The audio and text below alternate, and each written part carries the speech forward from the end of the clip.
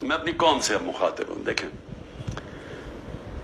جس طرف ہم نکل رہے ہیں مجھے اپنی قوم کے اوپر مجھے یہ خوف ہوا ہے کہ ہم اگر قوم بحیثیت قوم کھڑے نہ ہوئے، ظالم حکمران کے خلاف کلمہ حق پڑھنا، یہ اللہ کو وہ چیز پسند ہے جو سب سے بڑی کوالٹی. کیوں پسند ہے اللہ کو؟ کیونکہ جب آپ ظلم کے سامنے سر جھکاتے ہیں آپ غلام بن جاتے ہیں.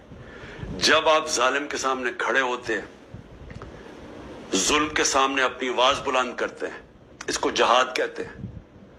اور جہاد کیوں اللہ نے جہاد کو اتنا بڑا رتبہ دیا اسلام میں؟ کیونکہ آزادی کے لیے آپ کرتے ہیں. کیونکہ اللہ کو پتہ ہے کہ آزاد انسانی کا پرواز اوپر ہے. میں نے آپ کو مثال دے دی کہ وہی لوگ ایسٹ جرمنی ویسٹ جرمنی آزاد لوگ اوپر چلے گئے، دوسرے نیچے چلے گئے. وہی کوریا کے اندر North Korea South Korea, North Korea dictatorship, وہ نیچے چلے. سڑکوں کے اوپر پرامن احتجاج کیا.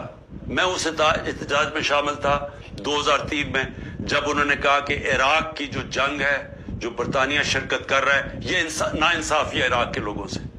برطانیہ کو فائدہ ہو رہا تھا، تیل کے لیے جنگ تھی، لیکن لوگوں نے، زندہ قوم نے کہا کہ یہ ناانصافی ہے عراق کے لوگوں سے.